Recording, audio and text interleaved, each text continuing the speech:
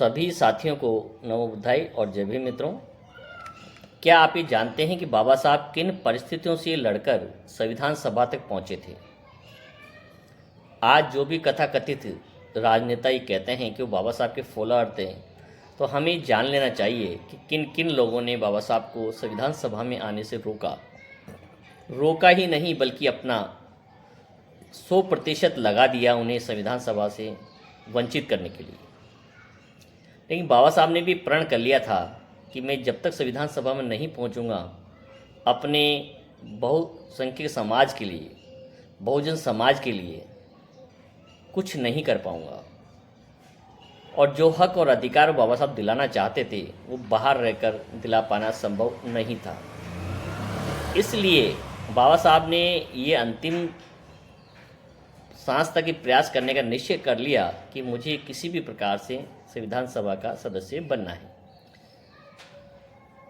संविधान सभा के चुनाव कई दौर में हुए, कई फेस में हुए। तो पहले फेस में बाबा साहब मुंबई से लड़ते हैं और उस समय की तथाकथित जो पार्टियां होती हैं, जो नेता होते हैं, वो चाहे नेहरू हो, सरदार वल्लभ भाई पटेल हो, या महात्मा गांधी हो, बाल गंगाधर तिलक हो, और भी अनेक हिंदू महासभा के जो नेता थे,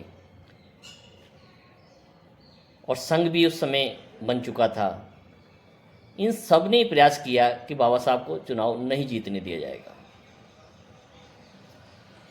और बाबा साहब मुंबई का पहला चुनाव 15,000 वोटों से हार जाते हैं। और हारने पर सरदार वल्लभ भाई पटेल का स्टेटमेंट जारी होता है। वो कहते हैं संसद में कि बाबा साहब, हमने आपके संविधान सभा के अंदर आने की दरवाजे ही नहीं, खिड़कियां ही नहीं, हमने अपने रोशनदान तक बंद कर दी हैं। अर्थात आप किसी भी परिस्थिति में संविधान सभा के सदस्य नहीं बन सकते हैं। और बाबा साहब ने प्रतिकार रूप में जवाब दिया कि चाहे दुनिया की कोई भी ताकत हो, मुझे रोक नहीं सकती हैं। मैं अपने बहुजनों को उनके हक और अधिकार दिलाने के लिए अंतिम सांस तक प्रयास करूंगा। तो वही बाबा साहब इस बात से समझ चुके थे कि यहाँ हिंदुओं का वोट बैंक 90% होने के बावजूद भी, बहुजनों का वोट बैंक होने के बावजूद भी, क्योंकि बहुजनों में बाबा साहब के सहयोगियों को ही कांग्रेस ने उनके सामने प्रतिरूप में खड़ा कर दिया था और उनका प्रचार प्रसार इस तरीके से किया कि बाबा साहब को हार का सामना करना पड़ा। लेकिन बाबा साहब ने हार नहीं मानी और वो बंगाल चले गए। और हमें शुक्रिया अदा करना चाहिए मुस्लिम लीग का, जिन्होंने बंगाल से बाबा साहब को टिकट दिया। और बाबा साहब मुस्लिम लीग के टिकट पर जीतकर पहली बार संविधान सभा के अंदर पहुंचे और उन्होंने वो बखूबी कार्य किए, वो महत्वपूर्ण कार्य किए कि गांधी और नेहरू उनके कायल हो गए। और ये एहसास करा दिया पूरी संविधान सभा को कि उनसे बेहतर कोई भी संविधान का निर्माता नहीं हो सकता है। उन्हें प्रारूप समिति का सदस्य बना दिया था। लेकिन आगे चलकर 1947 में देश का विभाजन होता है और जिस सीट से बाबा साहब आते हैं, वो सीट पाकिस्तान में चली जाती है, पूरी पाकिस्तान में। और बाबा साहब का फिर संविधान सभा से निष्कासन हो जाता है, पार्लियामेंट से बाहर हो जाते हैं। लेकिन इस दौर तक बाबा साहब अपनी योग्यता के बल पर सभी राजनेताओं को बता चुके थे कि उनके अंदर वो योग्यता है जो दुनिया का सबसे बेस्ट संविधान लिख सकते हैं। तो फिर गांधी के कहने पर कांग्रेस के नेताओं ने ये प्रयास किया कि गांधी ने स्पष्ट कह दिया था कि किसी भी स्थिति में बाबा साहब बाहर नहीं होने चाहिए और इन्हें चुनाव जिताकर वापस लाया जाना चाहिए। तो फिर यहाँ जाकर के कहीं सद्बुद्धि आती हैं और वहाँ जो जोगेंद्र नाथ मंडल होते हैं, जोगेंद्र नाथ मंडल के भरपूर प्रयास से और अनुसूचित जाति फेडरेशन के सहयोग से वहाँ पर M.R. जेकर नाम का जो पार्लियामेंट मेंबर होता है, उसका इस्तीफा करवाती है कांग्रेस और वो सीट खाली हो जाती है। और अनुसूचित जाति फेडरेशन के बैनर पर ही बाबा साहब चुनाव दूसरी बार मुंबई से लड़ते हैं और बाबा साहब यहाँ पर विजय हो जाते हैं और फिर से पुनः दूसरी बार संसदीय समिति अर्थात संविधान सभा के सदस्य बन जाते हैं। तब जाके बाबा साहब के हाथ में वो लेखनी आती हैं जिसके द्वारा बहुजन समाज के लिए ही नहीं, महिलाओं के लिए और देश के प्रत्येक नागरिक के लिए मौलिक अधिकारों को लिखते हैं और ये भव्य संविधान बनकर तैयार होता है।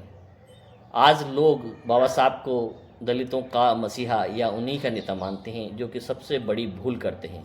सबसे अधिक काम उन्होंने महिलाओं के लिए किया और महिला एक वर्ग की नहीं, सभी महिलाओं के लिए काम किया, लेकिन वो महिलाएं ही बाबा साहब को नहीं पढ़ना चाहती। ये हमारा दुर्भाग्य है। बाबा साहब इस भारत के एकमात्र ऐसे नेता थे जिन्होंने हिंदू कोड बिल के पास न होने के कारण अपने कानून मंत्री की पद से त्यागपत्र दे दिया था। क्या आज के दौर में कोई नेता हैं जो अपने समाज के लिए अपने पद को छोड़ सकता हो या एक स्टेटमेंट भी जारी किया हो कि मैं इसके विरोध में अपना पद त्यागता हूँ? कदापि नहीं, कम से कम आज के दौर में तो नहीं है।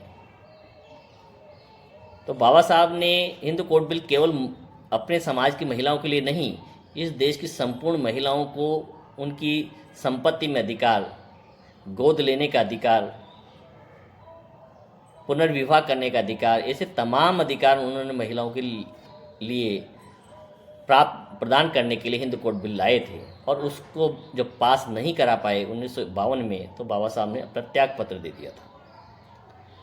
ऐसे महान विशेषज्ञ, एक महान नेता को